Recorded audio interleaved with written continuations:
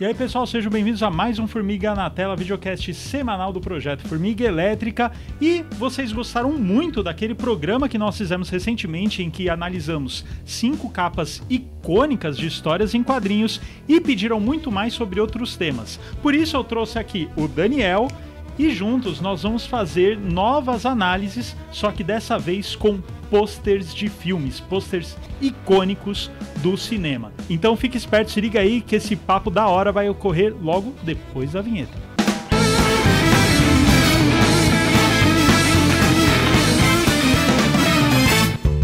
Bom, pessoal, a dinâmica da conversa aqui vai ser muito parecida com a daquele vídeo em que analisamos capas de HQs, tá bom? Se você ainda não viu aquele vídeo, primeiro eu recomendo que veja, porque ficou muito bacana. Mas como é que vai funcionar? O Daniel, ele não sabe os posters que eu escolhi, tá?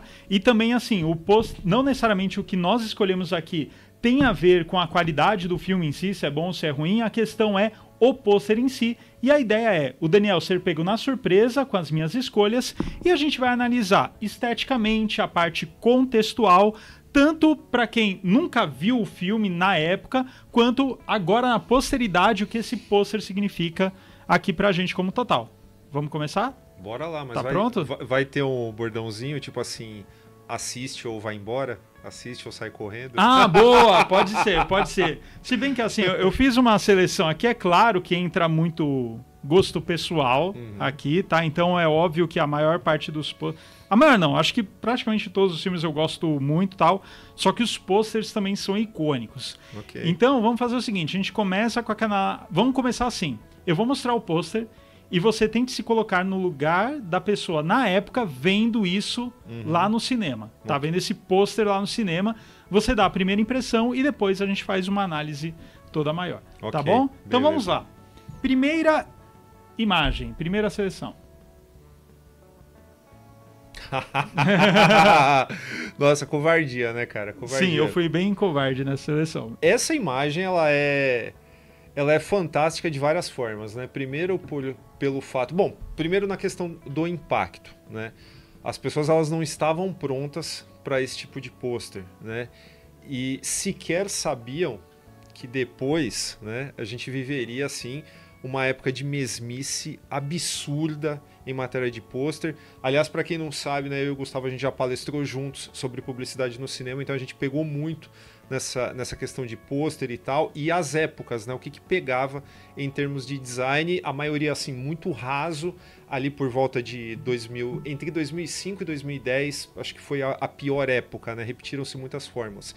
Esse aqui, a gente ainda estava num período de maior criatividade, né, mas esse aqui se destaca ferradamente,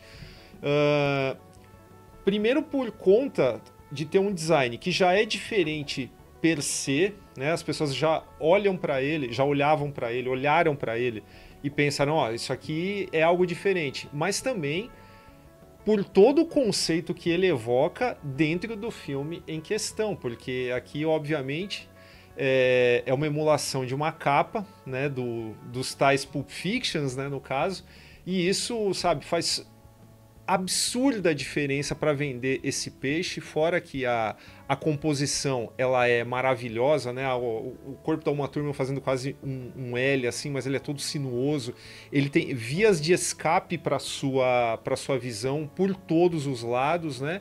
E o excesso de letreiramento, o que poderia ser um problema, na verdade, não, né? Ele tipo funciona muito bem por causa da cor, por causa da fonte. Assim, um pôster que eu diria perfeito, né? Não, esse pôster é muito icônico e ele faz parte, né, dos pôsteres conceituais, né? Em que sentido? Porque não existe essa cena no filme, né? Não existe esse take no filme, assim, com uma turma e tal. Então, esse pôster, ele é conceitual, ele quer passar a vibe, quer passar o clima, quer passar o que vai ter dentro aqui desse filme, né? Então, imaginando que esse é o pôster, ok, o que eu vou encontrar assistindo Pulp Fiction? Isso daqui é uma imagem conceito, né? Tem todos os elementos, tem toda a questão, não só do cigarro, corte de cabelo e tal, mas aqui uma própria revista, né? Pulp Fiction, aqui o revólver, todo o jeito, ela olhando assim pra ela, né? A expressão da Uma Thurman, então ele realmente diz muito sobre o que você vai encontrar no filme, mesmo sem você ter uma cena assim, sem você ter esse take assim. Então foi uma foto pensada para vender o conceito do filme, né? E funcionou perfeitamente. Funciona. Né? Todo o jogo de cores também e tal, passando uma questão também no ar, né? Porque você tem um ambiente escuro com pouca luz natural, mais um holofote sobre, o que podemos dizer uma emulação de uma Femme Fatale também. Então, puxa, cara, tem todos os elementos conceituais que você vai encontrar no filme. Realmente é um pôster maravilhoso. Aliás, é bom lembrar que, assim, tinha muita gente... Eu me lembro de ter lido, sabe, que havia um certo desconforto sobre pôsteres de filmes que não apenas pegassem frames do filme, né, e transformassem ali em alguma outra coisa, mas também que utilizando fotos, né? Muitas pessoas não gostaram disso em determinadas épocas e tal, designers principalmente, né, designers de pôsteres, ao falar que isso era meio que preguiça, né? Aqui prova que não, né? Porque você tem aí a fotografia usada, assim, com o melhor dos objetivos, né? Não é para poupar custo, não é para, sei lá, para agilizar, para otimizar tempo, não, é super bem pensado e assim, né? Uma turma, assim, o rosto dela já evoca, sim, né? Então, sim. Aí a gente já ia começar a falar de casting do filme. Não, e você falou, né, a questão da mesmice de posters, né, no século XXI.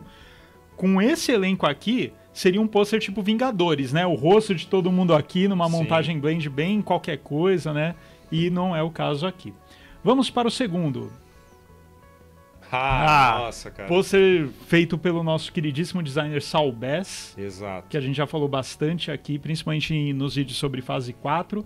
E é um cara que, assim, ele tem um apuro visual estético maravilhoso, né? Mas vamos lá, além de ser um filme fabuloso, fenomenal, tem essa arte também que eu quero que você me fale um pouquinho. Pois é, né? Acabei de falar sobre questões de pôsteres que desprezavam fotografia e já veio esse de cara. Bom, a gente já não pode negar que tem um impacto visual enorme por causa desse laranjão aí, que é super simples, né? Acredito que muita gente, quando elabora um trampo desses, às vezes até fica insegura. Pensava muito nisso na faculdade, né? Falava, putz, mas eu vou colocar só um laranjão aí no fundo, vou colocar uma cor chapadona aí no fundo.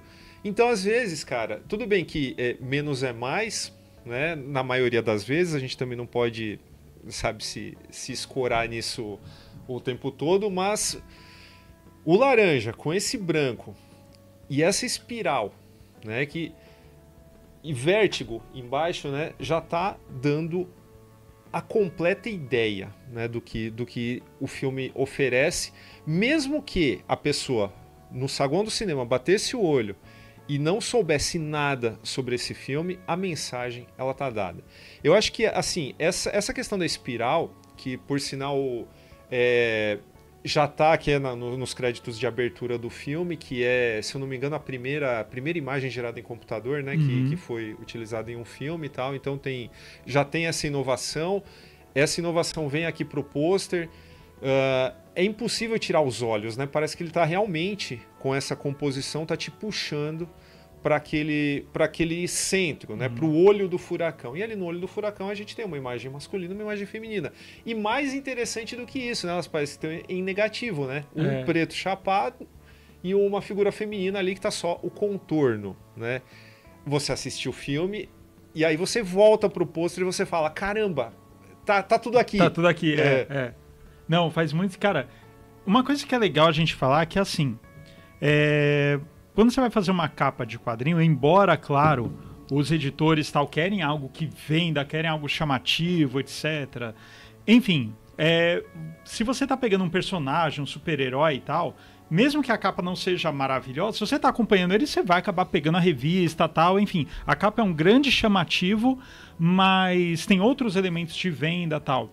Agora, imaginando aqui o produtor do estúdio, da distribuidora tal, como você falou, vou botar um chapadão, assim, você fazer uma história em quadrinho é muito mais barato que um filme. Claro. Então o filme você tem que ter um retorno. Então, assim, a coragem também de fazer um pôster assim, que você falou, entrega tudo, tá tudo aqui. Só que só depois que você vê o filme. Então, assim, cara, será que isso não é enigmático demais para chamar um grande público e tudo mais? É claro, tem Hitchcock, tem James Stewart, mas mesmo assim, você olha isso e fala, pô, será que é um desenho animado?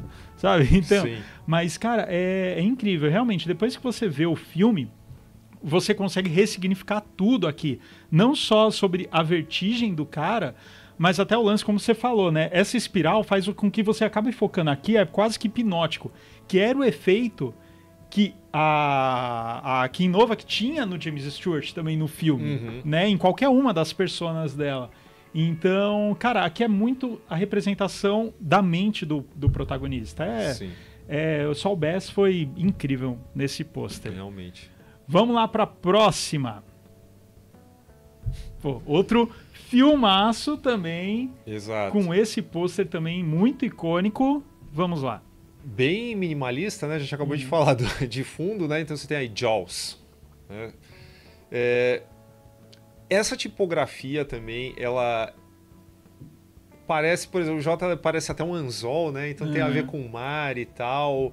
O vermelho sobre esse branco é fora de série. Acho que é uma mensagem direta, uma mensagem simples pra caramba, né? E assim, já tá te dando a exata medida, né, da proporção, né, do tamanho desse tubarão perto de um corpo humano de estatura média. Então eu acho que o fato do filme se chamar Jaws, né, mandíbulas, e aqui você tem exatamente uma visão da arcada dentária dessa fera, né? Você sabe que é um filme sobre tubarão, não tem como, mas você entende de fato o perigo, você entende a proporção desse perigo e de uma forma muito simples, né? Branco, vermelho e azul. Né? Só o azul que está variando aí nos tons, mas eu acho assim que comunica perfeitamente aquilo que você encontrará ao assistir o filme. Sim. Não, e o balanço da imagem é muito interessante, porque assim, se fosse vamos supor que você passasse o briefing para alguém que não fosse experiente e não tivesse tanta sagacidade em composição. A água aqui, o nível do mar estaria aqui no meio, né? Ah, sim. Né? Exato. Sempre assim, ia ser o horizonte basicão aqui no meio e tal. Só que olha só a diferença, né? A quantidade de azul aqui indicando a questão de profundidade também. E você falou da tipografia, aqui que é legal. Se você faz um recorte mais ou menos na mesma proporção, aqui se a gente dividir, sei lá, grosseiramente em 3, a gente tem a água ocupando 2/3, né? E 1/3 o branco aqui. Aqui, se a gente fizer a mesma divisão na fonte, a gente percebe que principalmente o J e o S, eles são mais gordinhos a partir do... Né, o primeiro terço é magro e os outros 2/3 são mais gordinhos. Como se tivesse uma lâmina que aqui tivesse embaixo da água e estivesse distorcendo. Sim. Também, né? Exato. Então, cara, é um pôster assim, como você falou, é simples, mas ele passa tudo. E assim, diferente do anterior, que era todo enigmático, que esse aqui revela tudo sem parecer um explícito no sentido ruim da palavra, sabe? Sem parecer, como posso dizer... Ainda, mesmo sendo muito explícito do que você vai ver no filme, ele não é óbvio e ele também tem uma sofisticação. Tem. Também, né? E tem um outro porém que a gente tinha falado sobre o fundo chapado, né? Aqui não é o caso, né? Embora ele também, cromaticamente, ele seja até simples, mas tem uma outra coisa que indica a coragem de quem projetou isso, né? Que é a simetria. Né? Isso tinha tudo para ser um negócio assim, absolutamente entediante, assim, sabe? Um negócio chato que você batesse o olho e não chamasse atenção. Mas com poucas cores, com uma figura simétrica, uma figura que chama mais atenção, não tem como.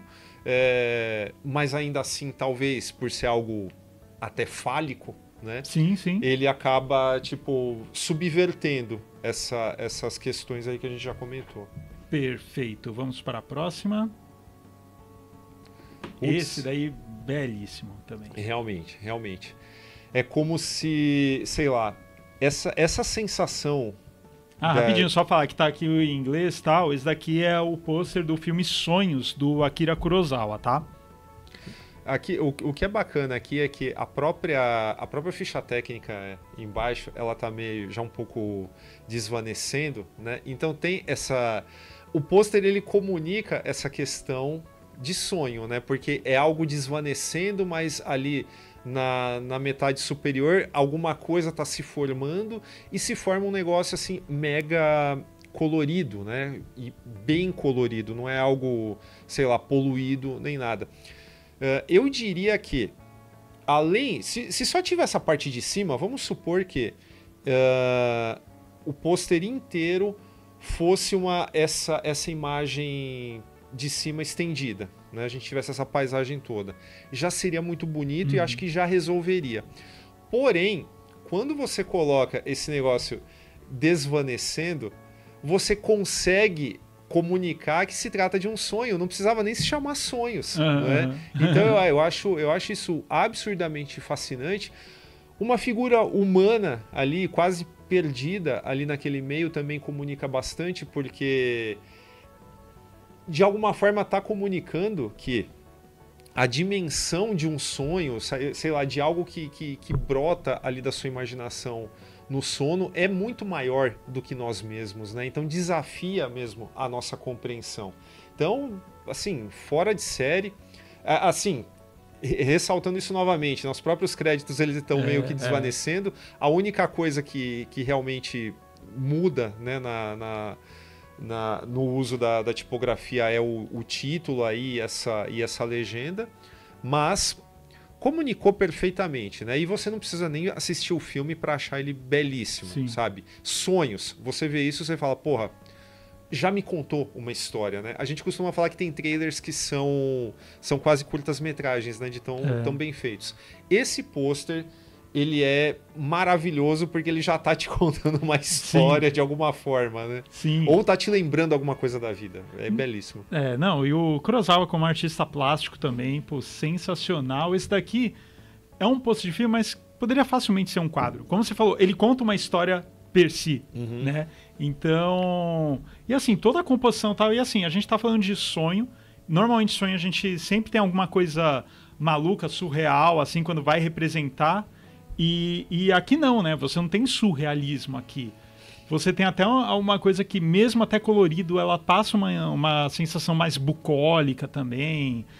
Cara, passa muitas coisas. É uma imagem que, assim, se tivesse um quadro disso gigantesco em casa, você poderia olhar todo dia, quando chegasse em casa, depois do trabalho, seja lá o que for, e você poderia ter uma sensação diferente. Sim. Né? É maravilhoso, assim. E mesmo ele não... Você vai falar, pô, é simples? E não é. Né? Vamos lá, para finalizar aqui, eu não poderia escolher outro. Sim. Cara, muito foda, né? Pra usar a palavra correta, né?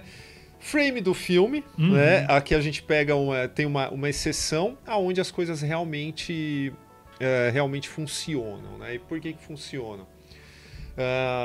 A influência de Magritte, né? Isso não tem como, até se puder colocar alguma referência aí na edição para ilustrar. Mas, vamos lá, O Exorcista, tá aí. Pensando no cara que chegou ali na porta do cinema e não sabia absolutamente nada. Bom, aí ele vai achar, esse vulto aí é o exorcista, obviamente, né? E ele vai entrar nessa casa para exorcizar alguém, claro. Mas... olha só, apesar de ser um frame do filme, a iluminação ela é completamente... eu falei do Magritte, né? Ela é uma iluminação completamente irreal, né? Porque, primeiro que essa luz saindo da janela, ela não teria como se comportar dessa forma, e se ela batesse ali, não ia ser um vulto completamente chapado, né? Então isso já dá um ar de que tem alguma coisa errada, né? Aquele negócio, aquelas coisas assim, não estamos falando do Kubrick aqui, mas aquele lance do Kubrick de plantar alguma coisa estranha na sua cabeça para que você, sei lá, se sinta de alguma forma incomodado ou intrigado.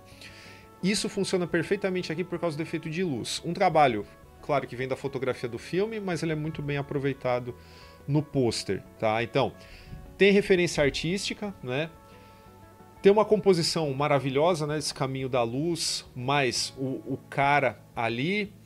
E diferente daquilo que parece, né? Do que a imagem, sei lá, insinua, ele não vai caminhar para a luz. Ele vai para um negócio que é muito mais sombrio do que parece. E, olha, fora de série, é uma daquelas exceções assim que passaram com louvor nos conceitos que a gente comentou aqui, né? Sobre criatividade. Né? Veio do filme, mas mesmo assim é maravilhoso. Não, e é legal que, assim, aqui a gente tem brilhantemente exposto o conceito de pintar com a luz, né? Então aqui o que está dando todo o tom da imagem realmente é a questão da iluminação. Porque se não fosse a iluminação, ao invés de colocar o título aqui, Exorcista, poderia colocar o cara que espera no ponto de ônibus, Sim. por exemplo. Porque é só uma pessoa em pé na rua, na calçada. Sim. Né? Então, assim, os elementos sozinhos, eles não dizem nada. Imagina que não tivesse essa iluminação aqui saindo do quarto da Regan, fosse normal. Poxa, é o cara que chegou do trabalho para entrar em casa, se você não soubesse nada do filho. Mas tem um porém, ele tá parado. Se ele estivesse se mexendo, a coisa muda. Então, essa paradinha dá uma... indica uma hesitação, né? Pô, eu vou me meter num negócio... Não, e você percebe, mesmo sendo uma foto... É claro, pode ter alguém nos comentários, claro, tá parado, é uma foto. Dane-se. A questão é que, assim, aqui como tá inclinadinho, né, o chapéu e tal, você percebe que ele não tá... Tipo, não é um frame congelado de uma passada. Sim. Não, é o frame da hesitação. Sim. Mas qual que é a questão? Como você tem um recorte que dessa a luz, e naturalmente, olha só, tem um quarto aqui e outro quarto. Esse quarto também tá ligado à luz. E assim, eles não colocaram, sei lá, uma lâmpada de 9 watts aqui e outra de 200 watts aqui, né? No quarto. Claro que não. Então, isso aqui é o lance do antinatural. Tem até o poste aqui, que em teoria é muito mais potente do que uma luz domiciliar. Mas então você tem tudo isso que gera esse ar de mistério. Você falou a questão da luz, mas aqui passa uma coisa totalmente diferente de uma luz acolhedora, acalentadora, divina, tal. Pelo contrário, é a luz do tinhoso, né? Na verdade. Exato. Mas, cara, isso aqui é maravilhoso. É um claro escuro perfeito assim, né? Você tem... A gente tá falando um azul e um branco. O laranja e o branco, tal. Pô, aqui é branco e preto, né, cara? No caso do pôster, né? E, cara, sensacional, assim, tanto é que quando você isso não pelo menos eu não vi nenhuma edição de Blu-ray, DVD e tal, você ter outra imagem que não é essa, mudando só a questão do título, diagramação e tal, mas aí quando você tá no streaming vai passando, é o quê? É a Regan toda feiosa assim no pôster. E, cara, isso aqui passa uma sofisticação incrível, assim, né? Porque mostra que... Porque se você mostrasse, qual seria a lógica de um produtor, pelo menos atualmente, bota a cara da Regan possuída, né? Porque é um filme de monstro, de possessão.